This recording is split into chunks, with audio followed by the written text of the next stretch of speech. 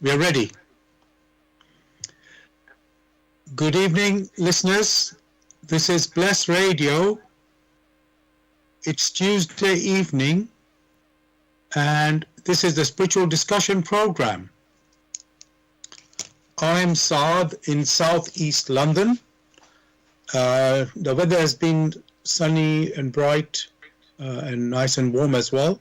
Right now, looks like it's just turning overcast now. But it's been very nice. I'm hearing some background sound. Excuse me, listeners. Let me just make sure that is not there. And with me, as usual, is Gregory. Gregory, how are you, and how's the weather where you are? Well, it was nice and sunny. It's not overcast, but just getting cold. Okay, good. Welcome. I'm hearing a background like a repeat of what I'm saying. So I'm just trying to close that.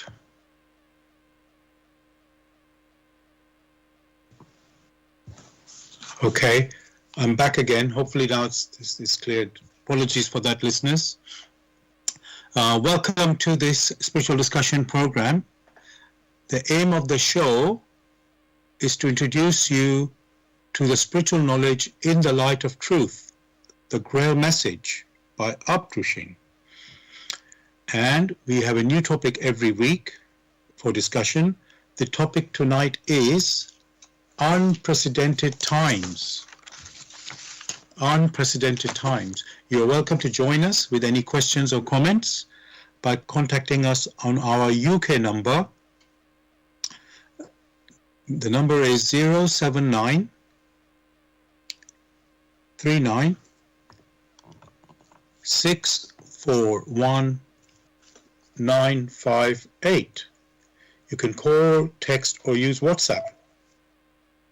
And if you're outside of UK, it is 00 44 79 39 641 958. Again, you can call, text, or use WhatsApp.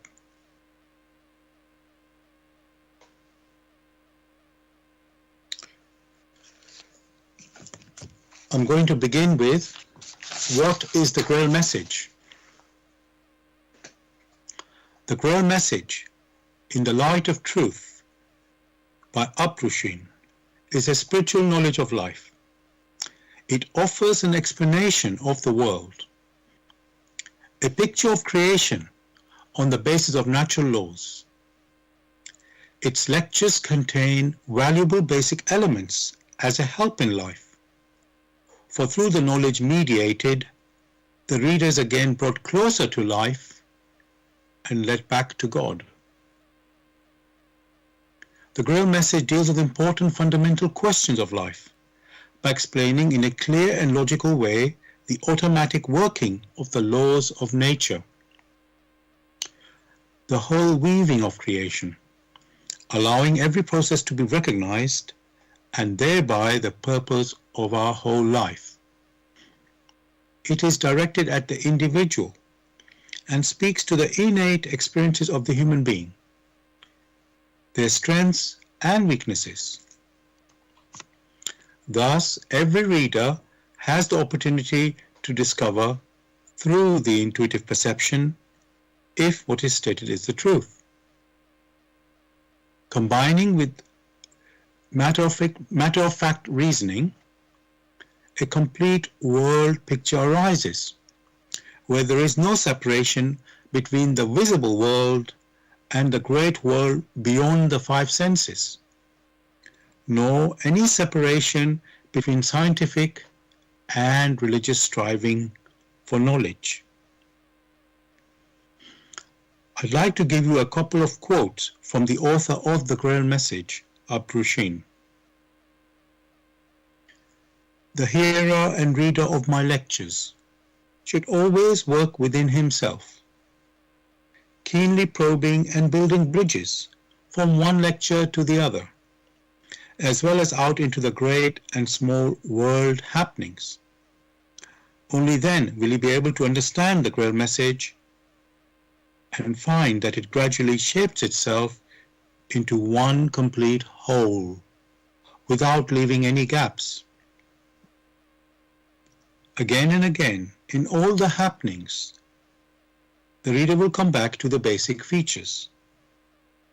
He can explain everything without having to change even one single sentence. The word of the Grail message lives, so that it permits only those people who really carry the honest desire in their souls to find abundantly. All else is automatically rejected by it.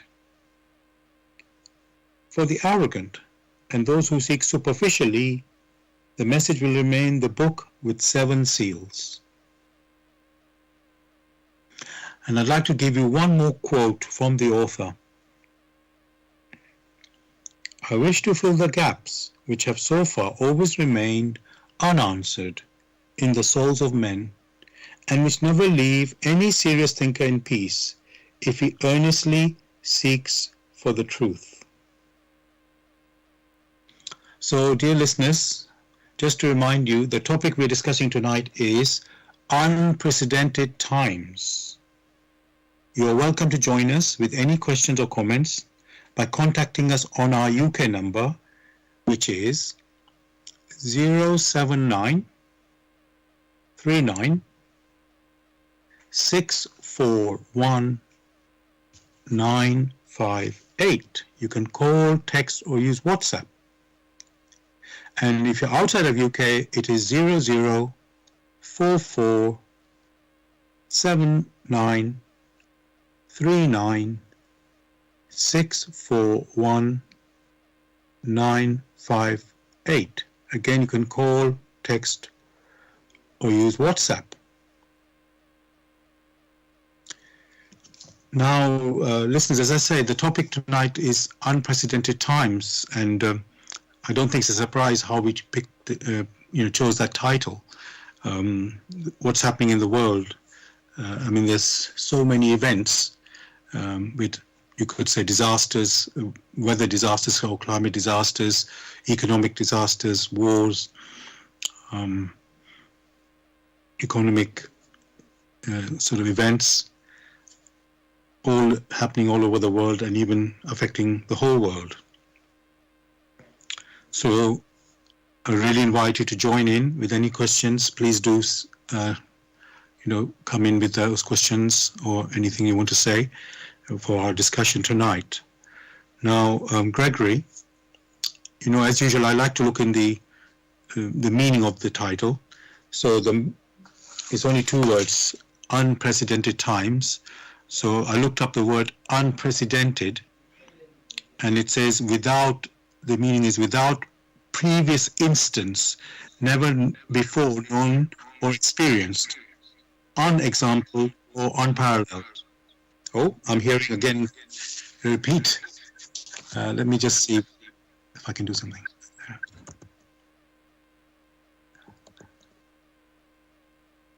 Gregory, are you hearing a repeat as well? I just want to check. No. Oh. So maybe something happening on my side. Apologies, listeners. I am hearing myself definitely, and I don't want that to interrupt us. But if Gregory is not, so I feel I'm hoping the listeners also are the same way.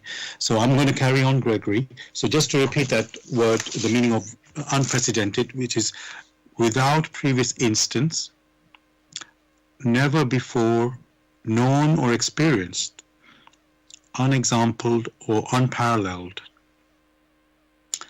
And I'm going to, the other word is times, but I think we all know what times are, is the times we are living now.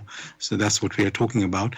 So is that definition of unprecedented, Gregory, good for our discussion? Well, a topic had been chosen. Of course, the topic is what needs to be looked into. Whether it is good or not good now depends on how it reflects idea or notion behind the topic?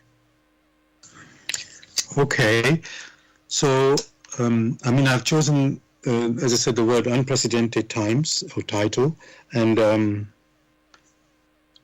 what I focused on is what's happening in the world at the moment. And actually, if you notice, all those events I mentioned were, we could say, all negative in the sense of the disasters, and it could have been unprecedented, could be also something positive, something that's where there's a lot of success as well. And but somehow that's not in the headlines at the moment.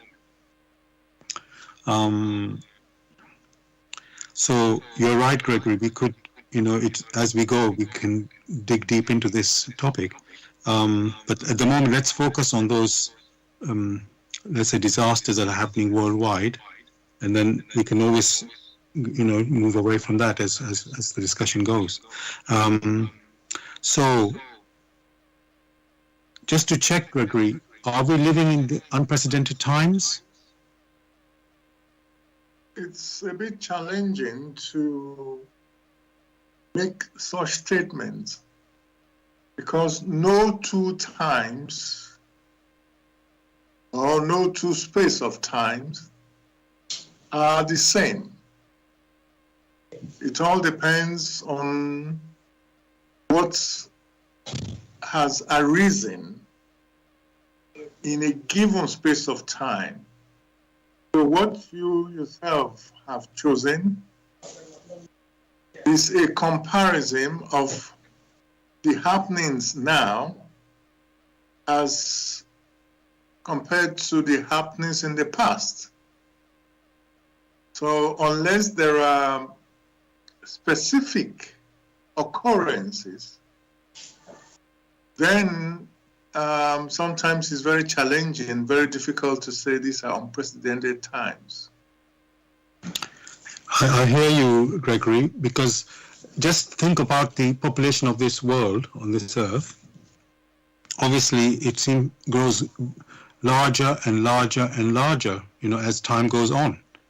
So in a way, every year is unprecedented in terms of the population increase. It's always increasing. And, that is true. So, and of course, through that definition, the activity of the human beings also, well, I guess with technology and so on, also is increasing, Definitely you can't compare 8 billion or 7 to 8, exactly the number I don't know, but let's say there's 8 billion people on the earth.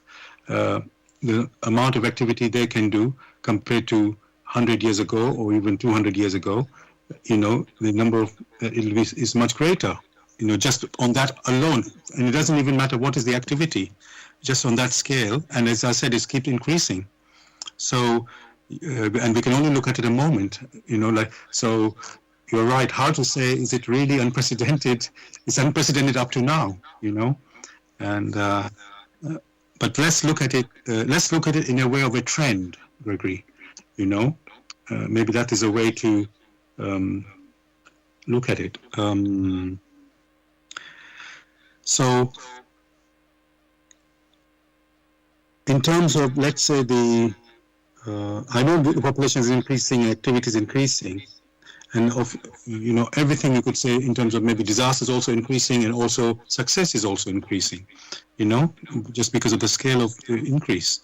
But it seems, Gregory, there's something more than that in terms of, it's not just the number of the population increasing. There seems to be a more regular frequency of events. I give you a quick example, Gregory.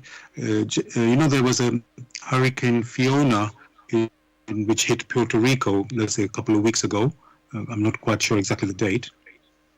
And then almost within days, there's another Hurricane Ian hit the USA in a similar area, which I don't think is, let's say, I know it is that season. I know it's the hurricane season, but the scale of the frequency seems to have,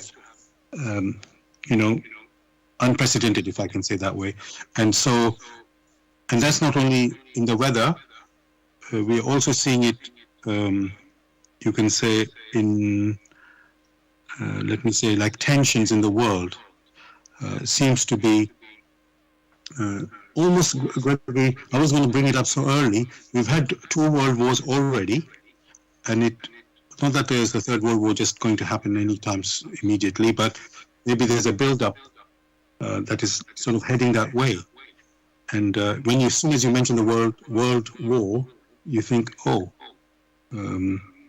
that's a mighty happening, affecting everyone. So let's again, looking at the trend, Gregory. Is that what is happening? That things are leading to such high tension that I know I'm mixing things here. Let's say weather patterns and also, let's say, direct human activities. So let's keep it a bit separate for a moment. Let's say the human activity directly. There's a lot of tension happening. So is there something happening, Gregory, in regards to that, something behind that? Well, one must enumerate all these events which seem like accelerated events.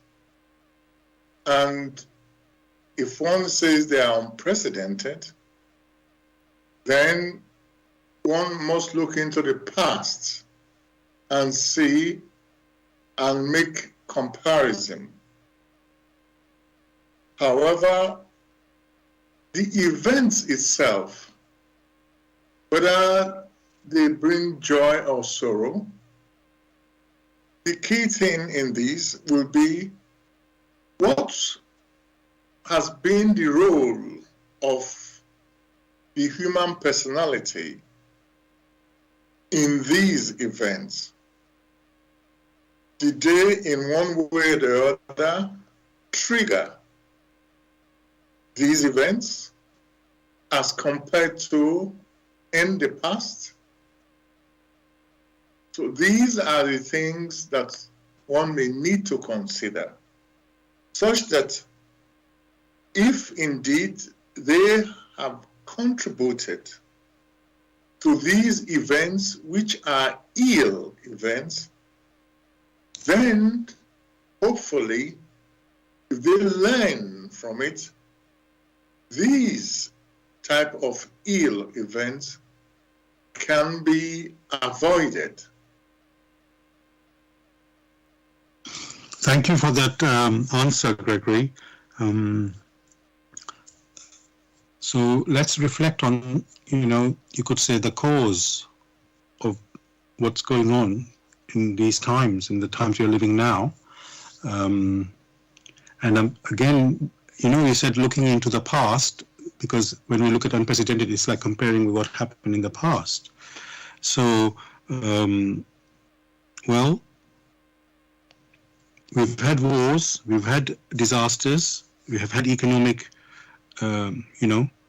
troubles in the past, and could we say, oh, what's happening today is worse than anything that happened in the past? It's very hard to say that, because let's say it's like if you just if you only let's say if you compare with 100 years ago, that's the different people were living on the earth than now, and the state was different as well. The people had less money and so on. So it's like it's very hard to compare. That's what I can see already, Gregory, in the situation we're looking at right now. It's only in a way you can only see at the moment with what's happening now, and how did it lead to this way around now. So I'm trying to think on that. I think the one thing, Gregory, that's coming out more clearly is the frequency. Things are happening more often because we always had disasters. It's not like something new. And we are aware the scale is bigger when the population is bigger, so of course we can understand that. But the frequency seems to have, that's one thing we probably can say, that is happening more often, these things. So what could be the cause of that? Well, if one examines carefully, if there were, say, about 10 people on Earth, and they were polluting the environment, the effect of their pollution will be less than that of 8 billion people polluting the environment at the same rate, which therefore means that the density of pollution, or put very clearly, the density of violation or the chaos that has resulted in the violations of the rules of nature, these has increased the density or the frequency that has now precipitated all these responses from nature. Because in the past, there were not such more people, there were fewer cars, at least people were at best were riding bicycles and not burning down forests, destroying things. It goes back to what we have always discussed, that one for all and all for one. That principle has been violated again and again. And when one considers the density of the population, and this violation goes on everywhere, then it is not difficult to grasp why these things happen. Actually, it is the continuous violation, not having learned any lessons from the past. That is what is unprecedented. Thank you very much, Gregory, for that answer. I think that's hit the nail on the head, really. We are not learning why these disasters are happening to us. And of course, it just keeps carrying on, you know. And you've always said all for one and one for all.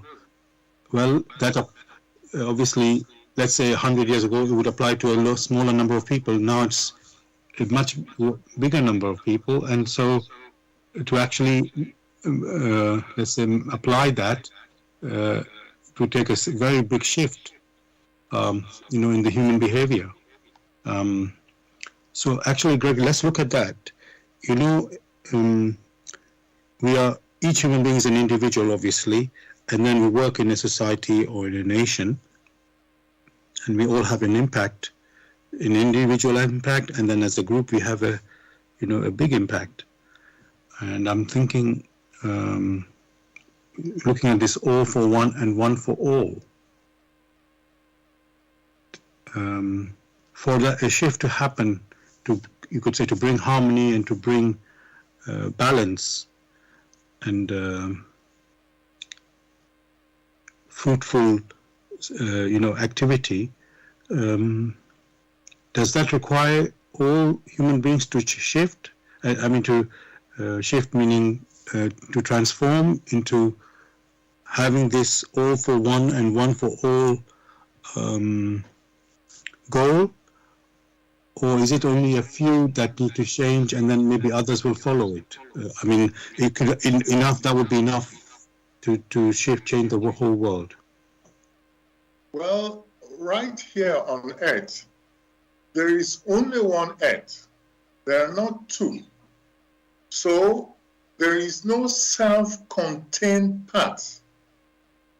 So one cannot say, well, I can do whatever I like in my path or where I have incarnated, and it will not have an effect on other paths.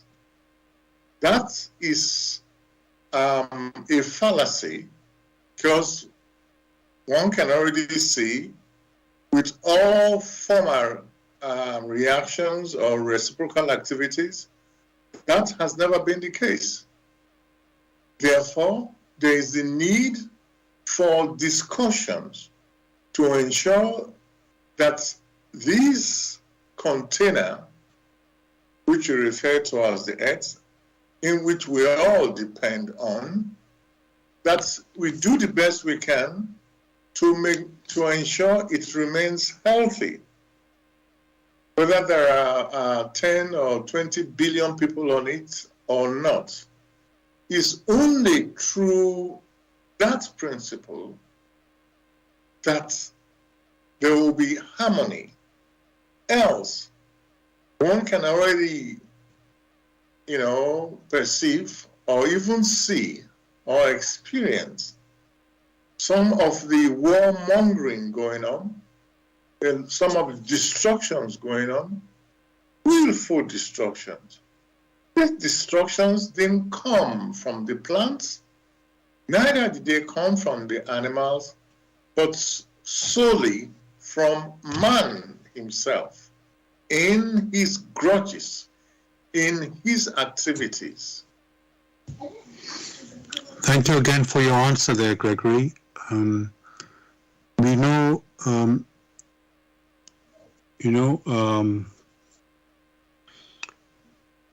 each person is having an effect. The people as a group are having an effect, and that's not totally unavoidable. So I'm just thinking. The previous question I was asking, does it matter about the number if so many people change, or the whole group has to change? But in a sense, each one, whatever a number does, there will be consequence of either, whatever group it is, and the number is. So I'm just trying to think now, if Gregory, I'm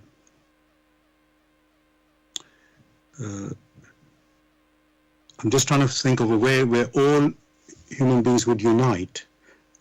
Under how could they all unite? Because as we know, everyone thinks differently, and even, we have these, you could say, political groups or philosophies, however, whatever words we want to use to describe them, or policies. People will side with one type of policy, another one with another policy.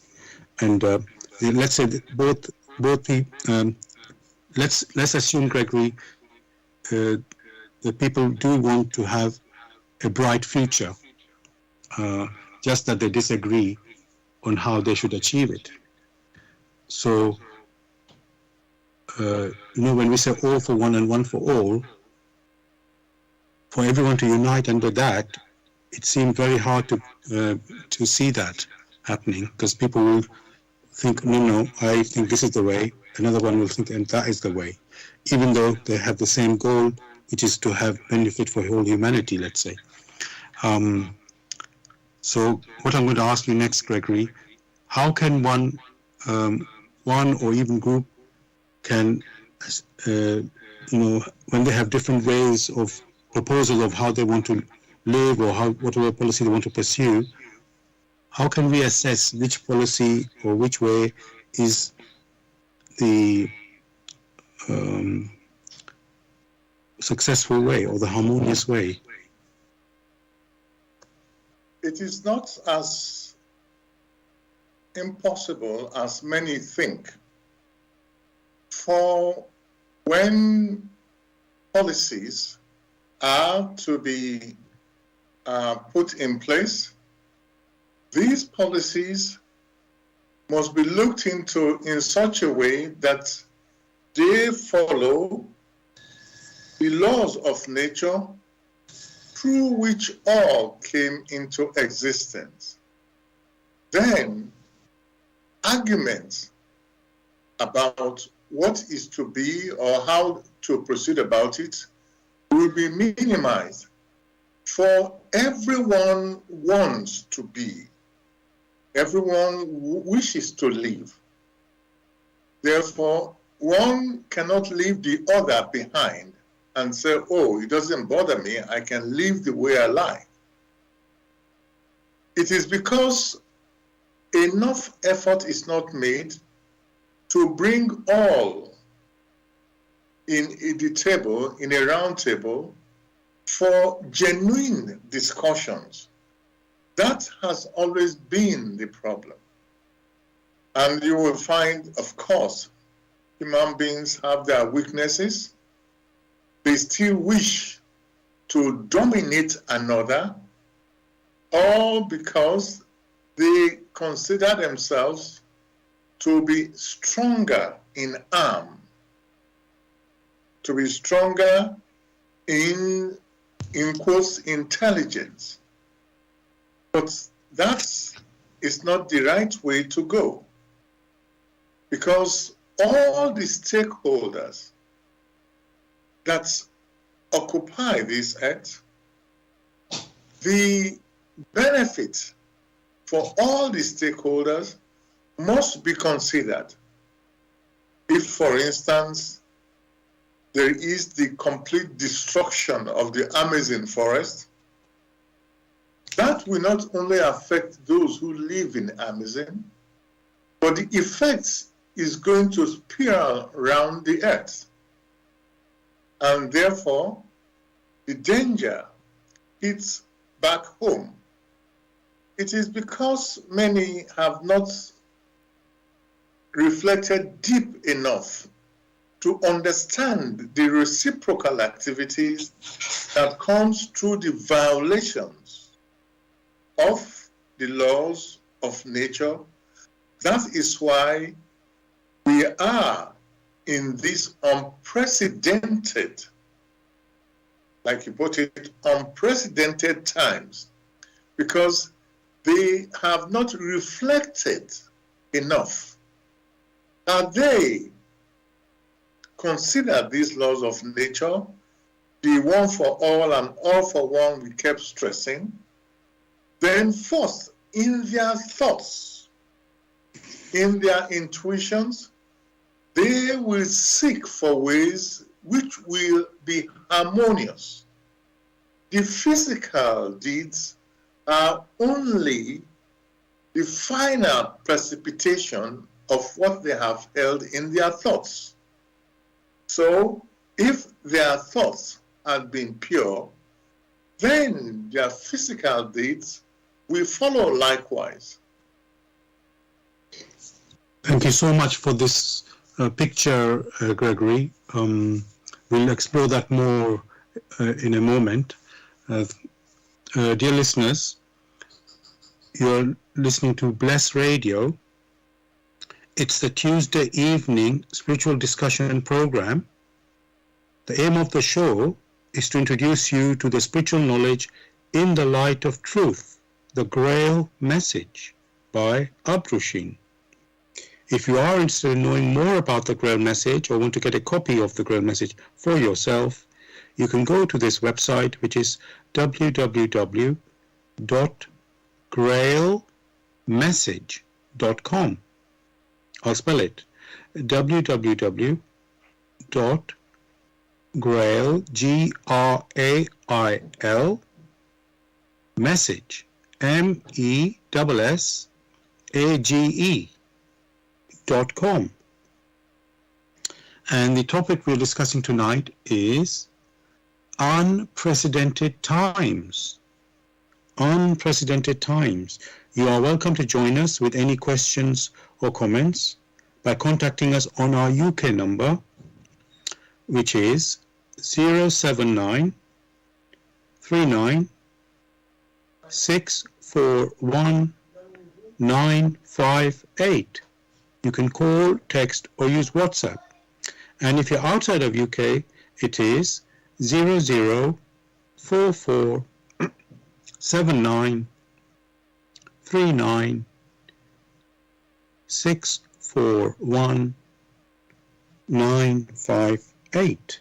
Again, you can call, text, or use WhatsApp. And we are broadcasting on Bless Radio 1, the number 1.com. You can also listen to us on YouTube. Go to youtube.com, excuse me, and type in the search box, Bless Radio 1, again the number 1, space, live stream. That's for the live show.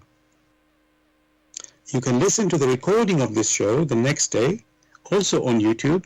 Go to youtube.com and type in the search box Bless Radio 1, the number 1 again, space, Grail Message, space, the topic of the show, which tonight is Unprecedented Times. And of course, you can listen to the recordings of our previous shows also on YouTube. Thirdly, we are broadcasting on Zeno. That is ZENO.FM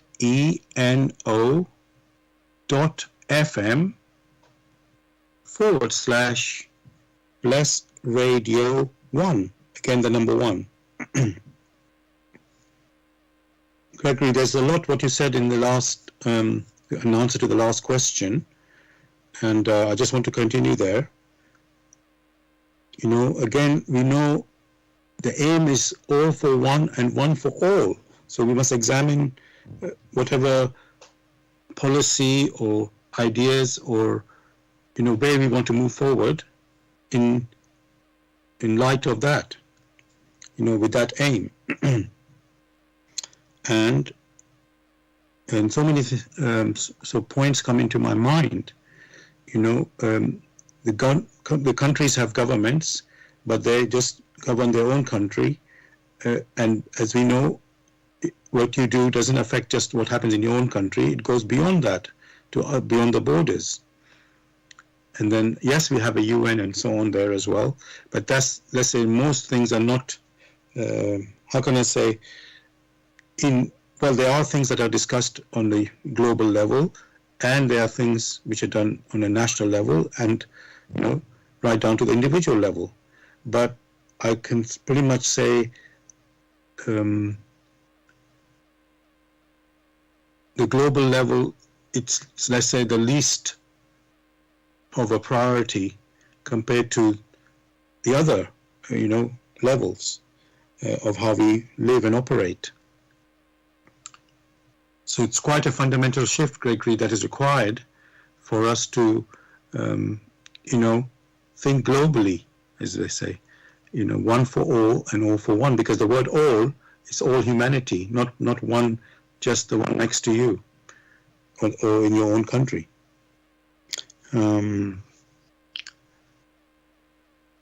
So now, Gregory, just another aspect I'm thinking, you know, people are, obviously we have love and justice, which is common to all humanity, you know, but then we have different peoples as well, you know, races and cultures. And I'm wondering, Gregory, and as they say, one man's food is another man's poison. Is it really possible to have, you could say, a system or making decisions which are suitable for all, you know, can be agreed by all, the whole world, let me say, or is it each country must make its own path and then just, let's say,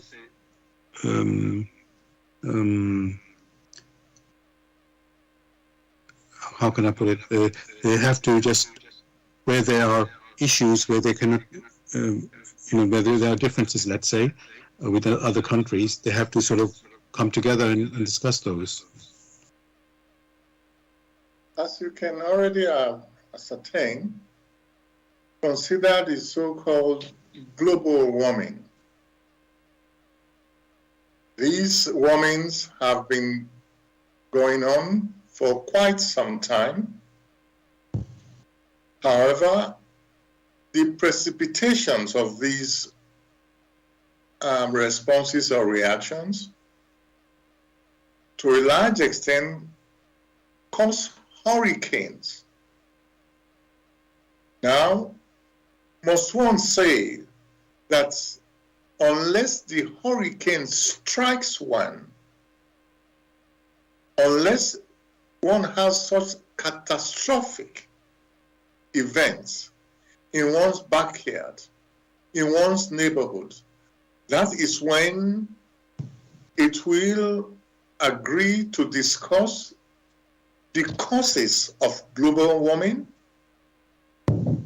Of course, it struck one part of the globe, and it has its effect in other parts, particularly in those regions where there were streams. Things have dried up. The deserts are expanding. The ice cap is melting. So, does it mean it has to come to a total catastrophe before nations know that they need to come together and consider a joint solution which will be beneficial to the whole populace, whether it is in their countries or not? That would be a very narrow solution or narrow way of thinking. So it is important that in these matters, there is the need to come together and discuss, at least start from somewhere. Even before then, the world population must be made aware that even in their thoughts, they can also make a difference. But when people do not show any concern and there is apathy, then that is also a part of the response which will strike man terribly. Thank you for this answer, Gregory. Jesus said, treat thy neighbor as thyself, or love thy neighbor as thyself, and which is again all for one and one for all. As you just pointed to there, Gregory, the impact of one nation, or let's say, especially in terms of environment and climate, obviously it's not one nation doing something, but lots of nations, resulting in floods and disasters, hurricanes, as you said, happening in another world, another part of the world, which is more devastating. I mean, it's not as if we never had those events, but we did have them. But we know we have contributed to the, the more disastrous events from it, And so, if what I'm seeing, Gregory, we just have to see globally. That's what I'm seeing here. Every situation must be looked at in a global way, not, I'm doing this and this will improve my area, and then, but what about some other area? It might have a negative impact there. So we've got to see it in a much bigger way than we're seeing now. And a very simple example has to do with many who, in quotes, go it alone because their ego had been hurt. The very simple example is the case of Ukraine, that was supplying so much wheat to the world populace. Was once war precipitated there because they were attacked. Of course, they had so much wheat, but they couldn't export it. You now ask yourself, what then happened? The prices of bread in many countries, in fact, globally, the price of bread went through the roof. After all, you would say, what is Ukraine? That's a small country. Only when people had to intervene and say, this is the cause of the global rise in bread prices, an agreement had to be reached. That was the only way to bring down the prices. So it is very clear, whether it be bread or that of oil, or whatever it is, it has to be one for all and all for one. Else, the consequences will be dire. Thank you so much, Gregory, with that example, because that really, as you said, illustrates the whole picture very well, brilliantly, in fact. So, and I don't think there's anybody who can, not see that. And thinking about that, Gregory, a little bit more, it was, I know Turkey was helping to negotiate, like an intermediary between the two sides of Russia and Ukraine to get them together and get to an agreement. Not everybody, so it doesn't take everybody having to do that. And that the benefit of that is for the world, So maybe some people are just taking sides. Oh, we want to support them because they've been invaded, or some other reason they might have. But then when you look at the global, one country, let's say, saying, actually, this is affecting the world, let's do something about it, and they were able to get a solution, as you said, Gregory. That's a very beautiful, despite the suffering of the people, there's something beautiful that came out through that, and it shows the linkage for, how the impact is on the whole world, how everybody's connected there. So thank you for that.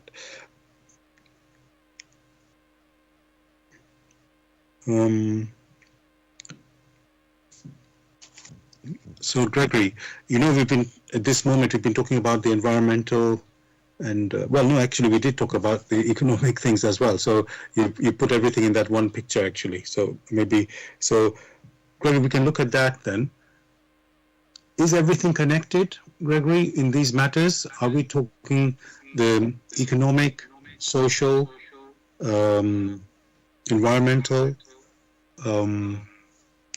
if what I'm trying to say, Gregory, is all for one also applicable in all fields as well, not just, that's a benefit for people. One for all for one holds when the same goals are considered. For the human personality or for the human spirit, striving to become self-conscious in order to return to its origin as a self-conscious human personality, that becomes a goal. And all those who strive after that goal, then that saying, all for one and one for all, holds, because they have to support one another. Very simply, one did not give birth to oneself here on earth. Somebody gave birth to you, and you live in a community. You are not an island. So that should give a quite direct picture that one lives in an environment, and that environment must not be destroyed. The environment which is referred to is not only the physical environment, which is perceptible to the five senses, but also the non-physical environment, that is the ethereal environment, from which man draws many things and implements it on earth. That environment must be considered such that it should ensure that only those things which are pure, which are supportive of the human personality in its striving to become self-conscious, those are the things that are to be considered. For when you now consider the opposite, where there is a disconnection, those personalities who do not strive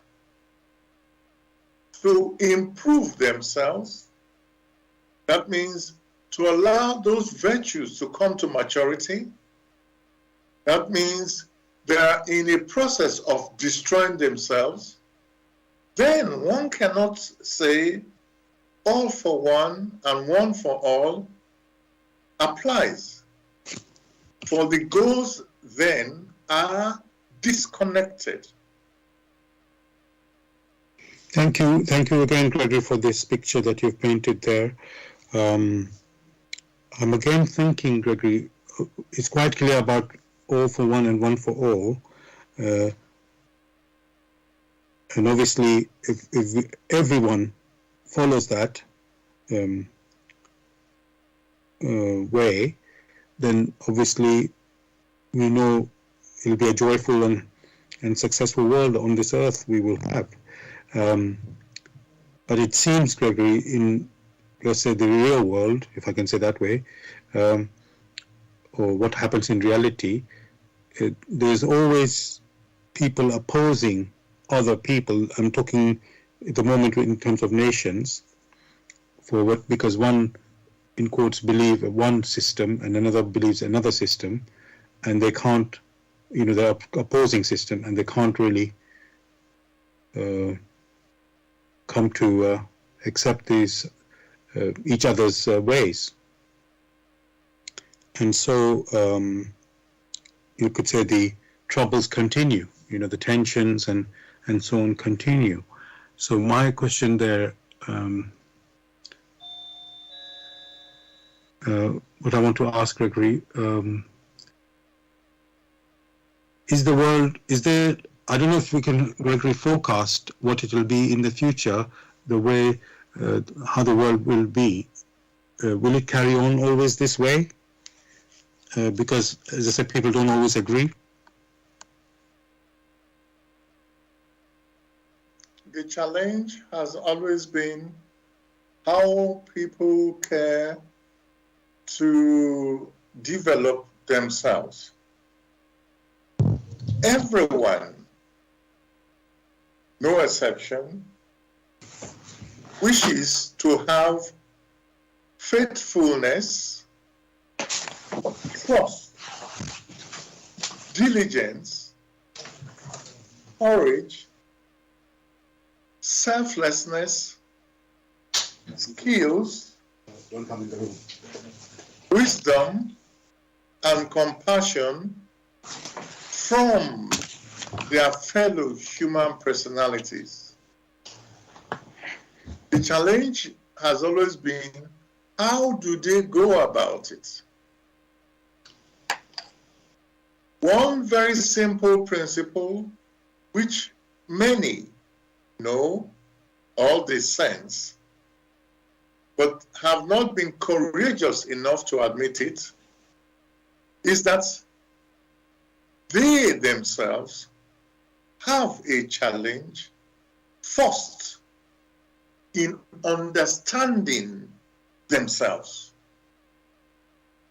And if at all they strive to know that just as they themselves have a challenge in understanding themselves and understanding others, so also are others in that same boat.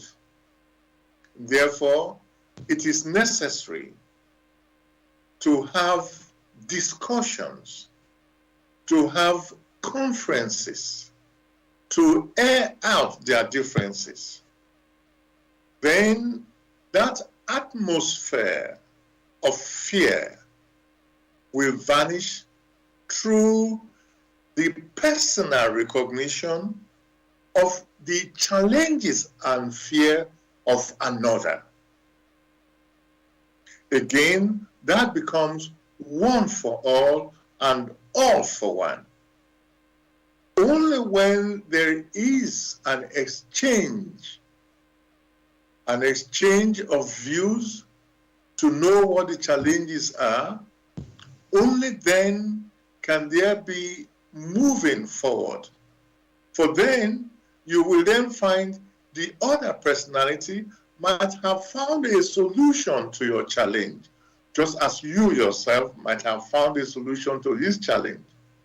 But in not discussing these matters, then it's as if there is a divergent camp, and that has always been the problem. Thank you again for this answer, Gregory. You are, you already said in your previous answer that, you're not an island. You didn't give birth to yourself, and you live in a community, and obviously you have to live and work with the people around you. And if you, let's say, starting in a family is already, let's say, in most cases, you can call it love and respect within that, you could say, family group. And but then why should it just stop there? It needs to, it continues to your local community, and then, well beyond to the country and beyond. And in a way, everybody's after the same, the same aims, you can say, similar aims.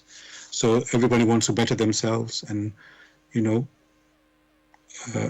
if each of us recognizes that, then why should we have difficulty to accept that, yes, other people might think a different way of doing something, but the general or the main goal is the same, to be a better person and make a better world, even if it's just your own country, as you might start with that. But you'll see the others are also doing the same thing. So it's looking, Gregory, there's always hope there if you can allow yourself to see it. That's rather than say, oh no, these people are against what we want, and so we can never agree with them. Now, Gregory, you mentioned a couple of times about thoughts. We can also, it's not necessarily only action, deeds, you can say, that will result in, you could say, the consequences of our decisions and so on, but also there are thoughts that can contribute to our environment, you can say. And I'd like to explore that further now, Gregory.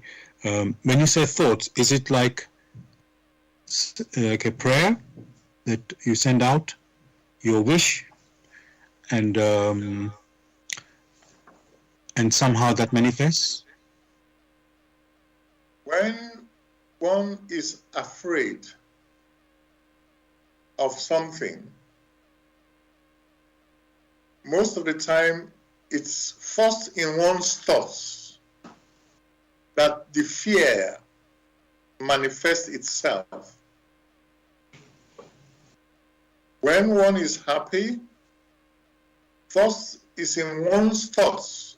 It's as if there is an environment that captures the fear or the happiness first in our intellect or in our brain. When one then considers that these thoughts are in an environment, that environment may be referred to as the ethereal environment, where these thoughts operate. Of course, these thoughts are not accessible to the human hand or the human eye or the human nostrils.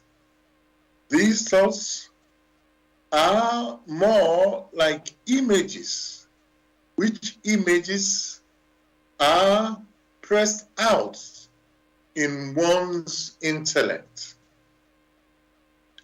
The intellect is, or the intellect resides in the individual, albeit in the frontal brain.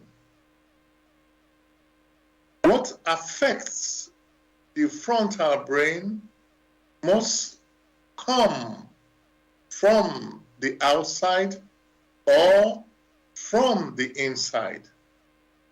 From the outside are the human deeds, the deeds which are then captured as mental pictures and passed on to the intellect. We also have impressions that come from the back brain, which one refers to as one's intuition. These also have an impact on one's thoughts. So when one considers thoughts, one must also consider the environment that captures these thoughts. And that environment is what one refers to as the ethereal environment, although there are subdivisions. Thank you again, Gregory, for this answer. And what you're pointing to, there's another world which operates, which we don't pay much attention to, and yet it's absolutely, you could say, essential in our activity as human beings. Yes, we can see our deeds, but the thoughts we don't see. And but they have, you could say, at least as much impact as the deeds, but we don't see that. And then, the way I'm seeing it, Gregory, you have a home, let's say people live in a home, and then if it is a, you could say, clean and tidy home, it creates an atmosphere of peace and calmness, which allows you to operate, let's say, with ease, or gives you even inspiration to do things. While if it's dirty and untidy is and whatever word, other things it might be, it is definitely not conducive to having, you could say, a happy atmosphere, or it can be less difficult to have that happiness. So the thoughts are definitely a contributing factor in our life, which we must, reflect on as well. So thank you for that. Dear listeners, you're listening to Bless Radio. This is the Tuesday evening spiritual discussion program. The aim of the show is to introduce you to the spiritual knowledge in the light of truth, the Grail Message by Abdushin. If you are interested in knowing more about the Grail Message or want to get a copy of the Grail Message, you can go to this website, which is www.grailmessage.com. I'll spell that. www.grail, Grail, message, message.com. And the topic we're discussing tonight is unprecedented times.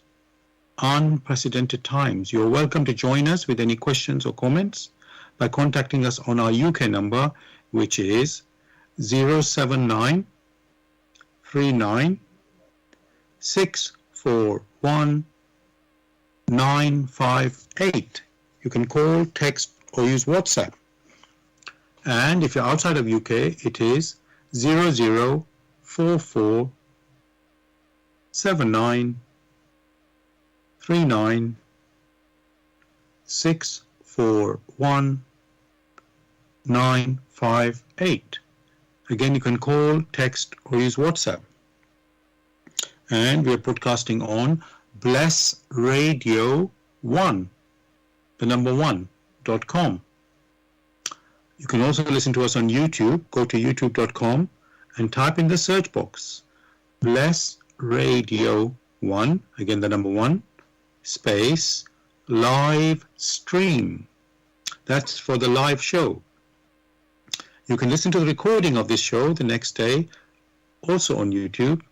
Go to youtube.com and type in the search box Bless Radio 1, the number 1 again, space, Grail Message, space, the topic of the show, which tonight is unprecedented times. And of course, you can listen to the recordings of our previous shows also on YouTube. Thirdly, we're broadcasting on Zeno. That's ZENO.FM/Bless Radio 1. The number 1 again. Gregory, we talked about thoughts, and now you also mentioned many times in the past intuition. So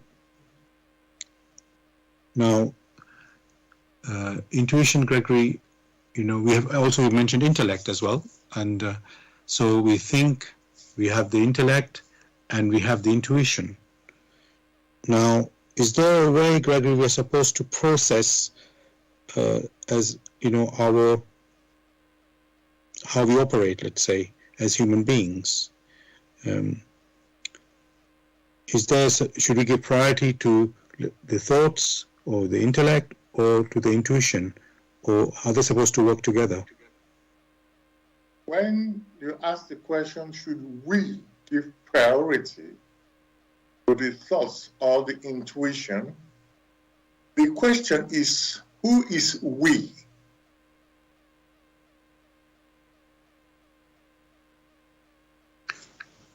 Okay.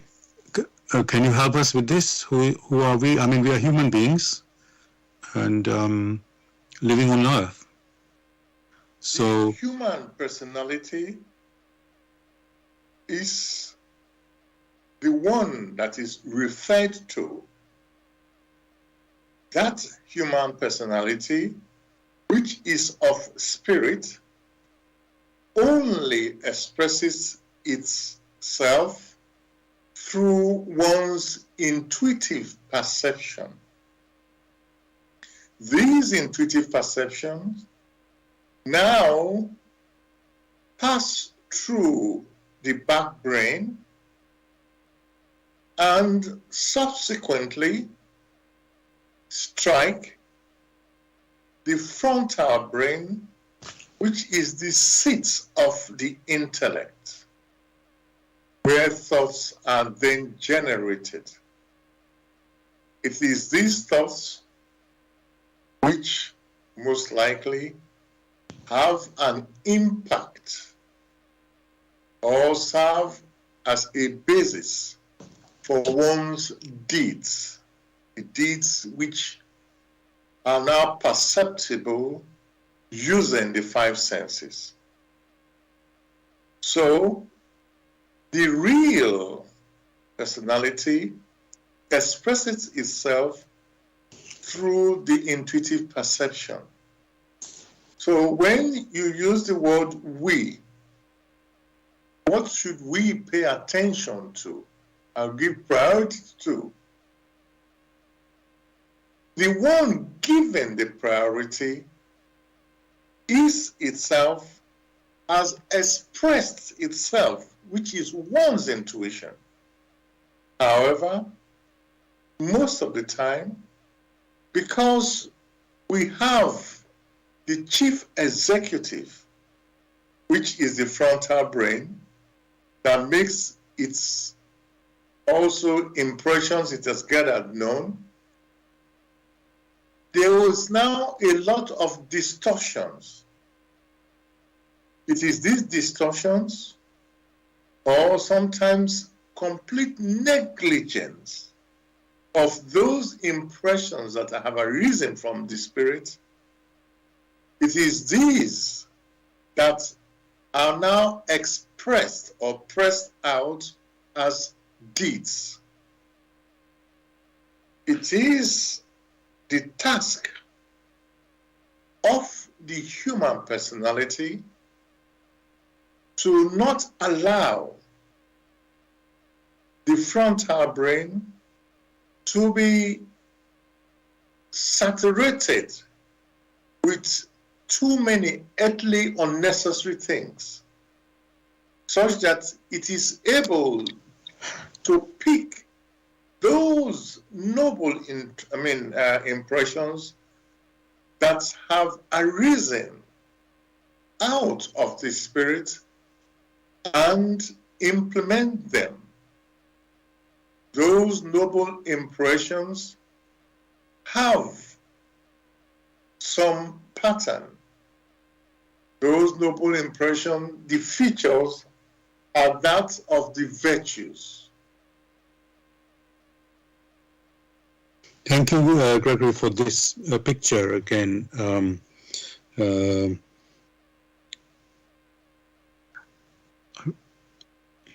just thinking, Gregory, we talked about the intuition there, and of course the intellect and the thoughts, and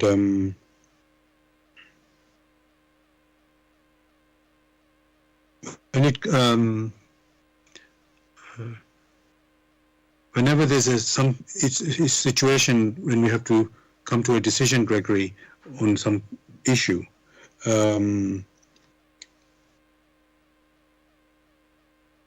how obviously we can do some, you can say, calculations, with whatever system that we have, to assess something, and then say, as they say, cost benefit analysis. I hope that's not too technical for anyone. And then, okay, then you look at, let's say, different options to whatever you want to produce, let's say, and you say, okay, 3-4 options. This is the benefit for each one, and one out of that, an assessment, you get one with the most economic. Let's say, I don't quite know in what way to assess it, but let's say economic benefit. And then, Gregory, the intuition might say, oh, no, we are not considering everything here. Let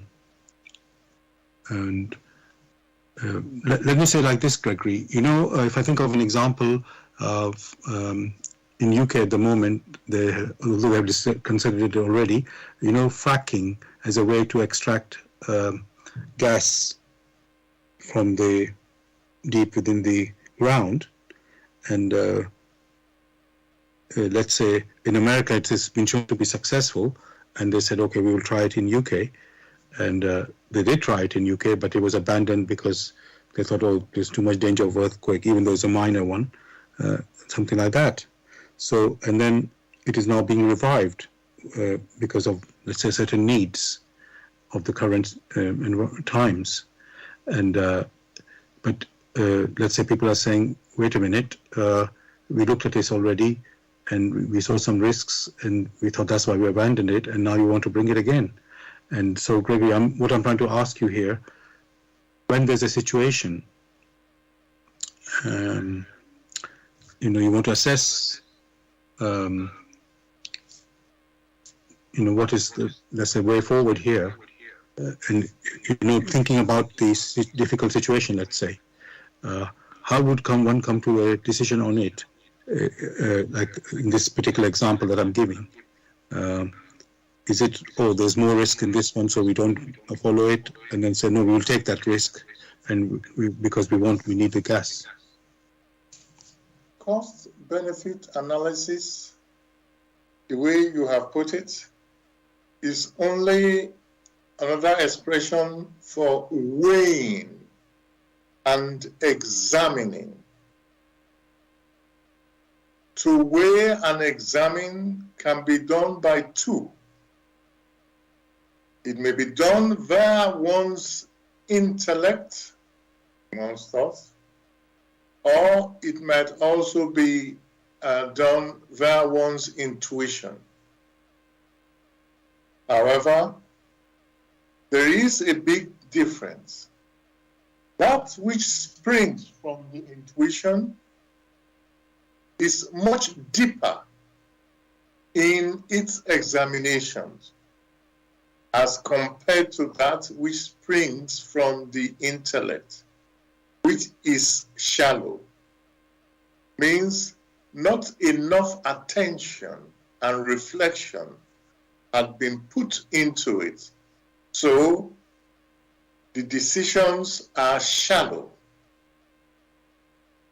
And what then happens when you have resistances coming, or the smallest puff of wind, which has been the smallest puff of wind, which comes as a challenge along the line, will shatter that which has not got its roots in the firm foundations of the laws of nature.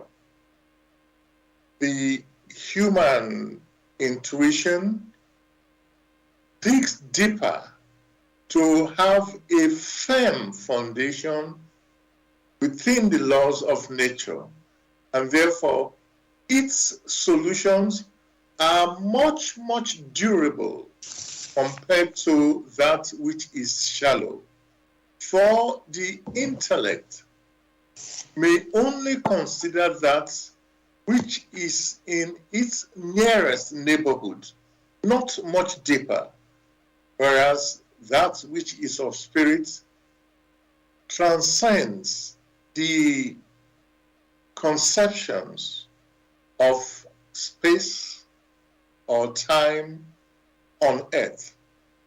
So one is considering long term. Very simply, one can see from what is referred to as the climate change, where people need energy. People need to travel from one place to the other. People might as well stress they need to take the car, or they may take the train, which may be running on power, electrical power, or they may drive the car. Driving the car is more of,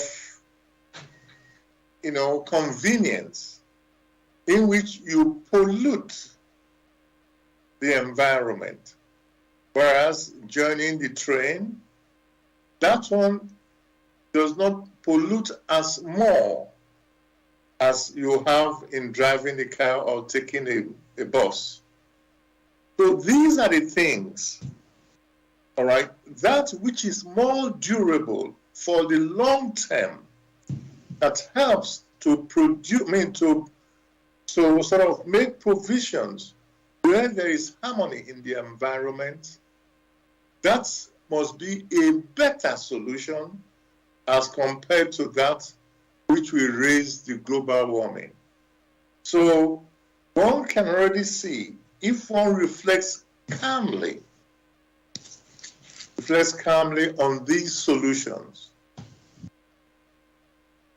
Thank you so much for this answer, Gregory. While you've been talking, I received a question from a listener. In fact, it's continuing from what I was asking, not the last question, the one before that, about thoughts and intuition and so on. So this is the question from the listener. Whilst inaccessible to the typical earthly senses, limited by the intellect, can one sense the thoughts of another somehow? And it's got a second question after that. Let me just repeat the first one first, Gregory. Whilst inaccessible to the typical earthly senses, limited by the intellect, can one sense the thoughts of another somehow? Let's deal with that one first, Gregory. Of course, the possibility is there, depending on the maturity of the one doing the sensing, to sense the thoughts of another. That possibility is always there. For in accordance with the law of attraction, of homogeneity, that which is homogeneous can be sensed. And in that case, the possibility is also there when one has some deep resentment one will find that one's reactions is that of move away, don't come so close. But all this is only possible when the human personality has refined itself and provide the environment by keeping the hearth of his or her thoughts pure. Only in that process will the human personality refine itself, first to be able to make use of its intuition, or to allow the intuition to have a strong impact on his thoughts and subsequently his physical activities. Thereafter, the human personality will mature to the extent where he or she is able to sense the challenges of another. That is a different kettle of fish. For in sensing the challenges of another, he or she is able to respond to the needs of another. To be able to sense the challenges of another does not mean one will have only that which is palatable, which is sweet. There will be occasions where the human personality is also able to sense the weaknesses of another. Thank you for this answer, Gregory. I have another question, my own question, relating to what you just said there, and what the questioner has just, the listener has sent about sensing another person's thoughts. What about, I know that there are people who are psychics or mediums. You could say they have gifts to contact the beyond, if I can say like that, or people in the beyond. Are there such similar people with gift to sense thoughts?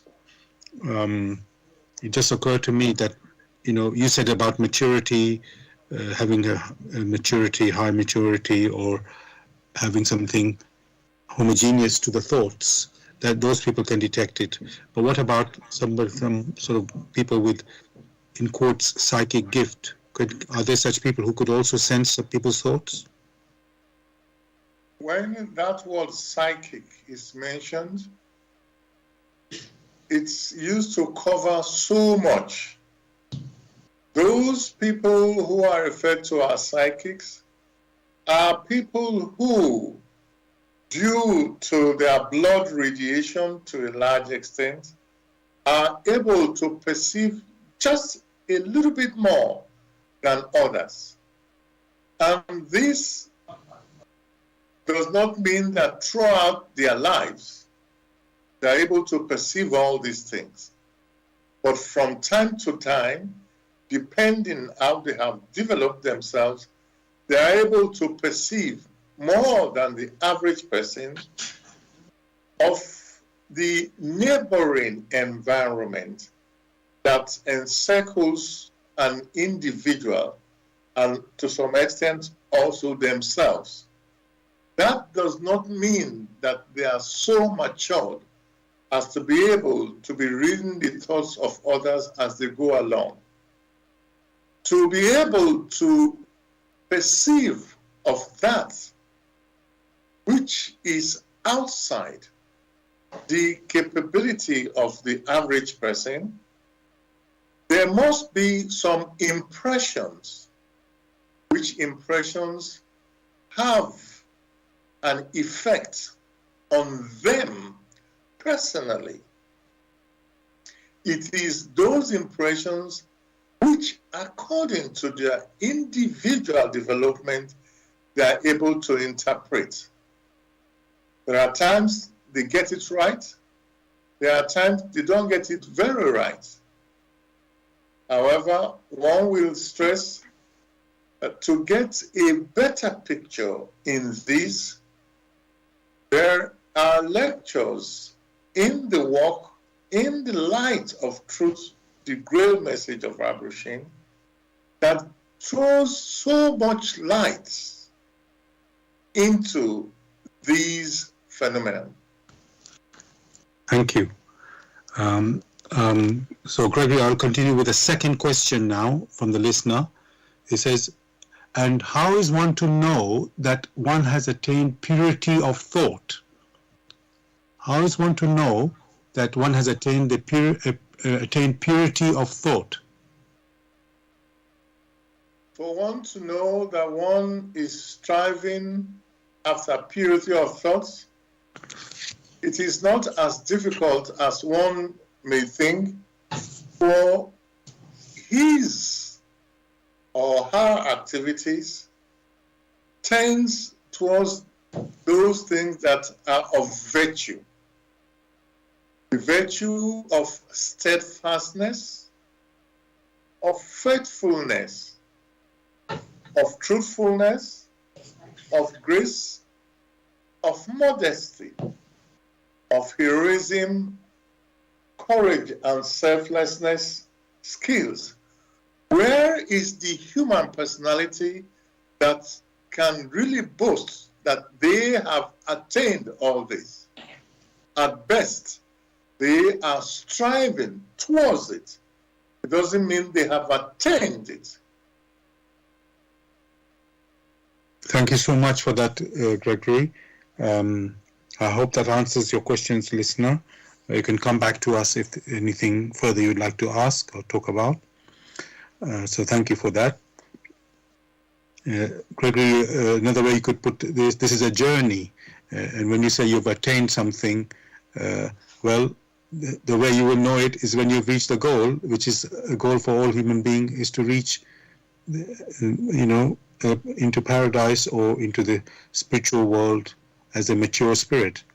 So I'm sure when you get there, you will know it, that you have achieved that. So, but we are far from that. Also add, yes, that when challenges come, it now depends on how one responds to challenges, be they favorable challenges or unfavorable challenges. How the human personality responds to these challenges will be like a barometer for himself or herself, how matured he or she has become, not only in that of the physical, but also in thoughts. Yes, thank you for that as well, Gregory, because, so as we say, weigh and examine, constantly weigh and examine. And so if you can say, how am I in this situation? How am I in another situation? And especially in an unfavorable situation, how are you there? And then you can see, how you behave there and how you behave in the past. We're talking about unprecedented times, how you have been before, how you have been now. We should be able to hopefully compare that way. Then yes, you can see how you're acting. So another thing you're pointing to, Gregory, each person will know himself or herself, their situation where they stand. Thank you for that. Yes, I'm going to, before I ask another question, I just want to let listeners know, you're listening to Bless Radio. It's the Tuesday evening spiritual discussion program from 6 p.m. to 8 p.m. UK time. The aim of the show is to introduce you to the spiritual knowledge in the light of truth, the Grail Message by Abraham. And if you're interested in knowing more about the Grail Message or want to get a copy of the Grail Message for yourself, you can go to this website, which is www.grailmessage.com. I'll spell that. www.grail, Grail Message, MESSAGE.com. And the topic we're talking about tonight, or discussing tonight, is unprecedented times. Unprecedented times. You're welcome to join us with any questions or comments by contacting us on our UK number, which is 079 39 641 958. You can call, text, or use WhatsApp. And if you're outside of UK, it is 0044 79 39 641 958. Again, you can call, text, or use WhatsApp. And we are broadcasting on Bless Radio 1, the number 1.com. You can also listen to us on YouTube. Go to youtube.com and type in the search box, Bless Radio 1, the number 1, space, live stream. That's for the live show. You can listen to the recording of this show also on YouTube. Go to youtube.com and type in the search box, Bless Radio 1, the number 1, space, Grail Message, space, the topic of the show, which tonight is unprecedented times. And you can listen to our other previous radio shows also on YouTube, recordings of this. And thirdly, we're broadcasting on Zeno. That's ZENO.FM/Bless Radio 1, the number 1 again.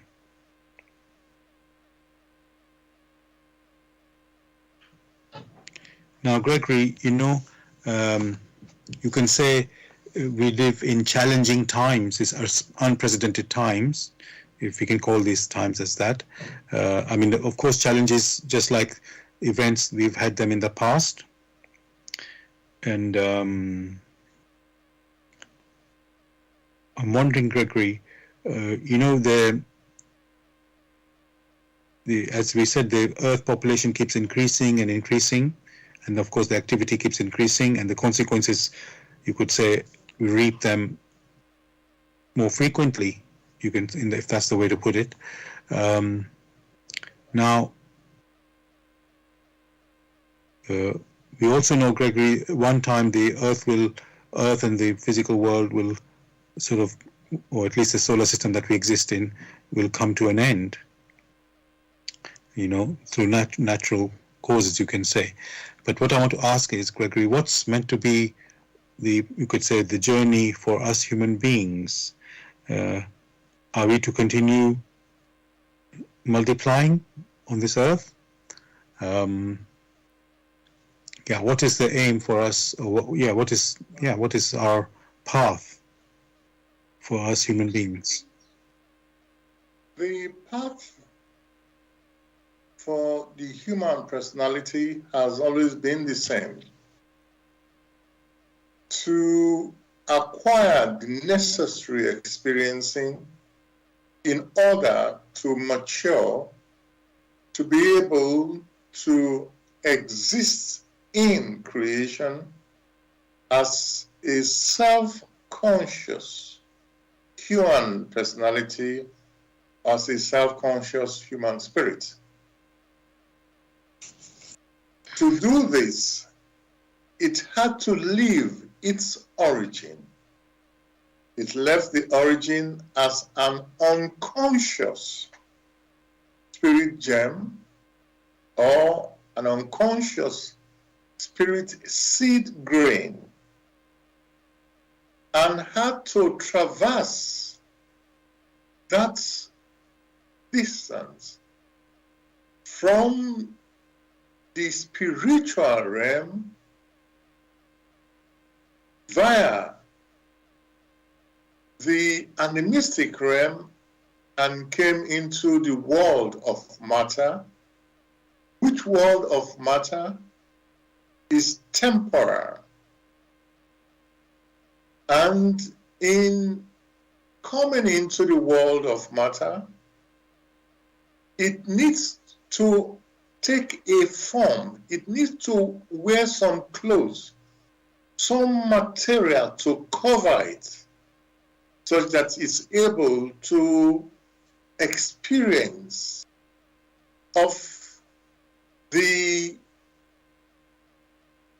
energy of the interactions in the world of matter. Finally, within the world of matter, it came to the earth where it needed the form. That means the clothing, which we now refer to as the human form, which it now needs to experience here on earth. Once it has experienced successfully in accordance with the will of the Almighty, which will is expressed as the laws of nature, once it has experienced accordingly and has matured enough, then it need not return to the earth for further experiencing, because it would have graduated and moved further and further to go back home. That which it needs to acquire have been sown into it as talents. These are the virtues which have been talked about again and again. It is that maturity that it requires to be able to return back home where there is permanence. So to be able to be there and to be conscious or to be self-conscious, it needs to exhibit the maturity of these virtues. That means they have come to flower. Initially, there was the need to incarnate in the world of matter, which is temporal. The world of matter comes into being, grows, matures. That means it goes through a process of integration. When it has matured to a certain extent, it has to undergo disintegration in order to reconstitute again in another form. So it is temporal. The time has come for the human spirit to realize this and ensure that it works hard on itself so as to be able to sever itself from the world of matter and go back home as a self-conscious human spirit. So it is not that it will keep coming here to the earth and doing nothing and waste its time. No, that has never been the case. The time granted to the human spirit, that space of time is enormous, and it is sufficient for it to mature. Thank you so much for this answer, Gregory, and the picture you painted there. What I was, when I was listening to what you were saying, I was thinking, let's say, most of us are not really aware, of life outside the earth life, or, this life that we're living here on earth. Yes, we are, let's say, if you look at what you have said, that we started life as a unconscious spirit germ or seed, and then we traveled from our origin there to the earth for experiencing and maturing. And but then when we come onto the earth, somehow we are not aware of that journey at all. And all we seem to do is live our earth life with our earthly goals. And at some moments we wonder or question, what is our purpose? Is it more than the earthly? And so there is some, you could say, little urge there, to know more. And yet, what I can say, Gregory, we started, like I said, unconscious, and we are becoming more conscious, in our experiencing. But somehow that level of consciousness still doesn't seem to be more than the earthly, the immediate life, you can say. Is it we discovered the sort of greater purpose of our, our purpose and our journey when we enter the beyond? Maybe where we are, you said we're wearing this body, the physical body on the earth. So maybe when we are released from this body, our consciousness is able to operate more freely, and we can sense more freely there. Is it what I'm pointing to, Gregory, is do we discover our purpose and our path as we go, move along in our journey, sort of to each world that we travel? It is the human spirit, the inner core of man, that is referred to when self-consciousness or consciousness is referred to. So it is that which has to mature in accordance with the laws of nature or the laws of creation. With that in mind, that maturity, which is always talked about, is only an expression of the virtues which had been sown into it. Those virtues that one has already enumerated several times.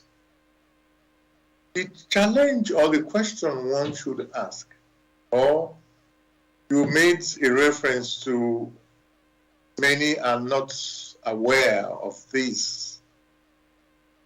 Yes, many are unaware of this, even when they have become adults, because along the line, that's the intuition which passes this strong impression to the human or to the frontal brain. These impressions are ignored. Were these impressions not ignored to a large extent, then there would have been a perceiving of some of the stirrings which lie outside the perceptions of the brain, the perceptions of the senses that we use here on earth. As long as there is a separation, and in that case you don't have any connection between the activities of the spirit, which sends the intuitive perception to the frontal brain, and the frontal brain not acting according to these impressions, then you find that there is this discontinuity, and the memories of that which is higher are thereby suppressed. Only on very rare occasions of deep sorrow or pure joy only then do you find that the human personality pushes aside all the dross of the intellect, and for fractions of seconds is able to perceive that wave of power which tends to strengthen it. That the human personality, or that the human being here on earth is able to perceive of this, is his own fault. For if the personality or the person in flesh and blood keeps ignoring its intuition and uses only the frontal brain as the main tool for all activities to be implemented on it, then those fine connections do not register themselves well enough to grant the human personality recognition. And that is the key. So each person must strive very hardly to pay attention or to allow the impressions from one's intuition to register very well on the frontal brain. How do you know that the impressions that will make one rise has registered? These will only manifest through the virtues, the way the human personality responds to things in a virtuous manner. So it is unmistakable. It depends on how the human personality responds to challenges. If it responds to challenges in accordance with the virtues, then sooner rather than later, many things, it will now move from that space of cognitions to recognitions.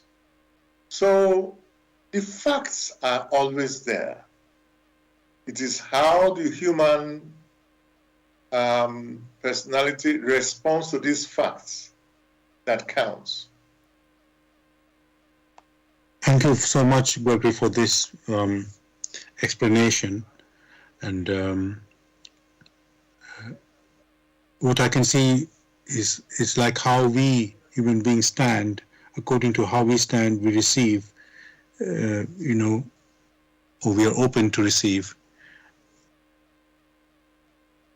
And how we act, of course, as well, using our virtues as a guide, for us to, living our life. Could say, love thy neighbor as thyself, and, all for one and one for all. But I was thinking, Gregory, what about God, the Creator? Does He intervene in any of these points where humanity is going astray, let's say, or going astray, let's say, does He intervene at all? He or she, the Almighty? The Almighty Creator, of course, intervenes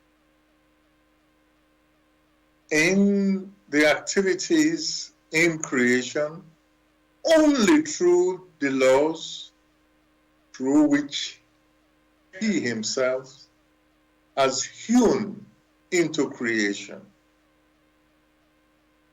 That intervention is only via the laws and the supply of power to ensure that these laws fulfill in accordance with His will.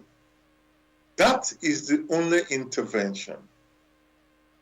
It only means that those who, through their activities, are able to resonate with the vibrations of these laws, either in times of fear or in times of sorrow or in times of greatest happiness, if the human personality opens itself in humility,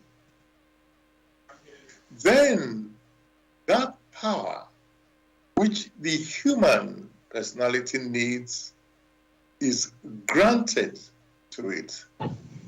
Therefore, he or she who seeks diligently in accordance with the laws of creation or in accordance with the divine will find that which he or she needs to elevate it or to purify it in accordance with the will. Therefore, it is right to say the Almighty intervenes, but only intervenes in accordance with the laws, or intervenes only through the laws through which it has woven in creation, which laws have always remained the same. Thank you for that answer.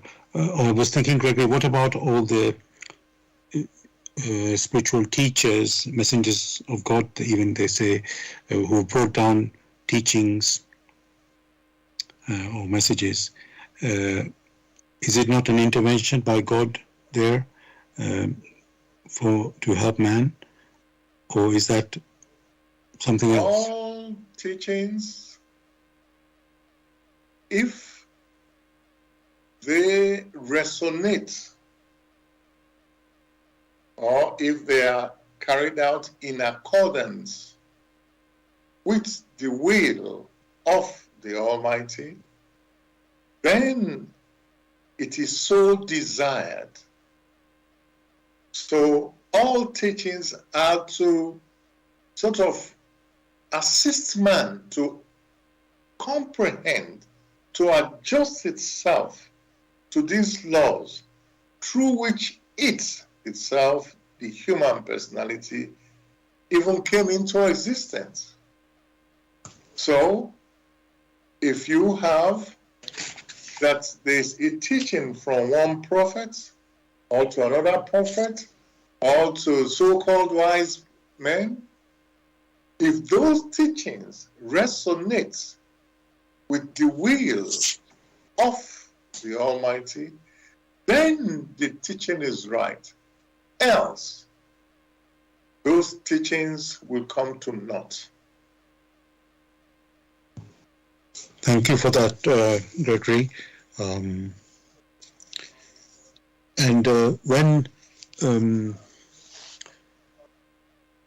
Gregory, let's say, there are many followers of these teachings over time, and we see that there are differences there, not because, let's say, the teacher brought the differences, but somehow either there was a distortion or misunderstanding that happened.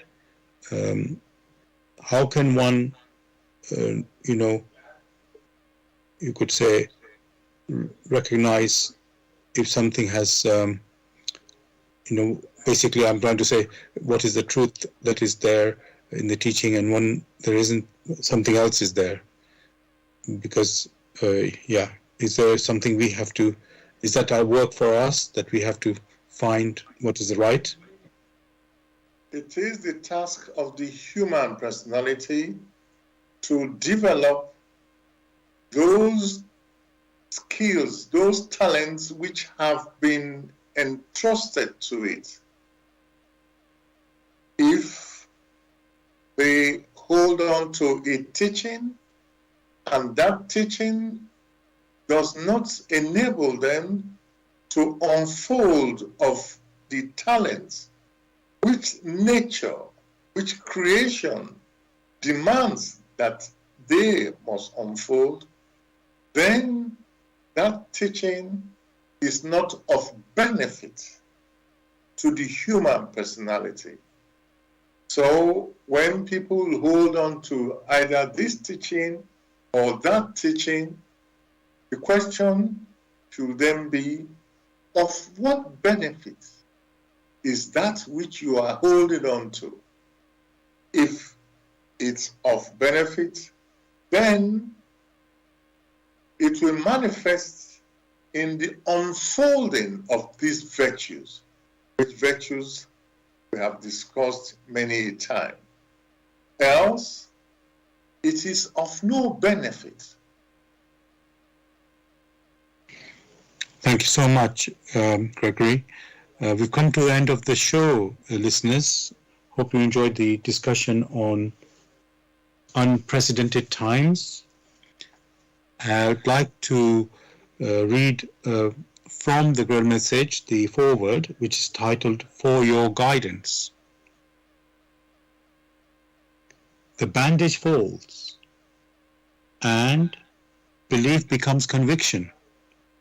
Liberation and redemption lie only in conviction. I'm addressing earnest seekers only. They must be able and willing to examine this matter objectively. Religious fanatics and irresponsible enthusiasts may hold aloof, for they are detrimental to the truth.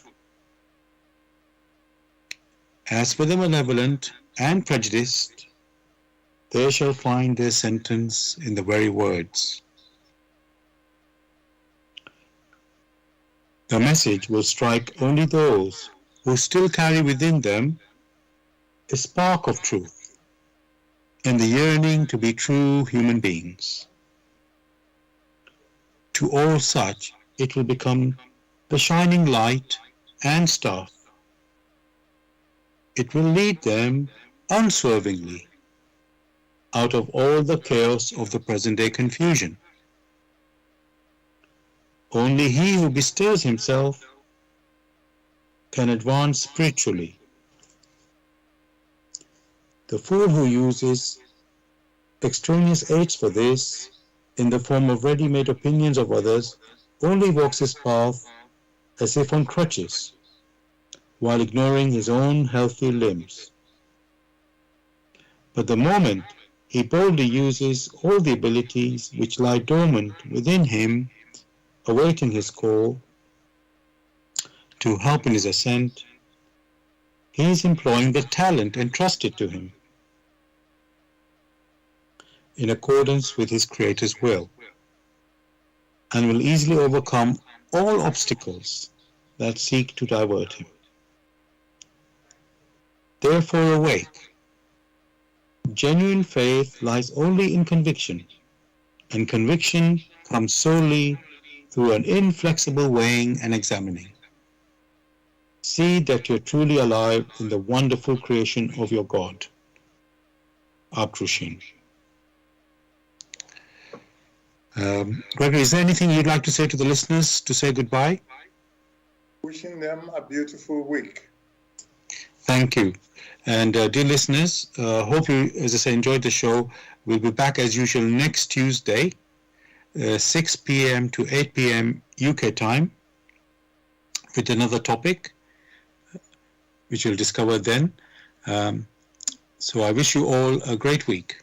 God bless. Good night.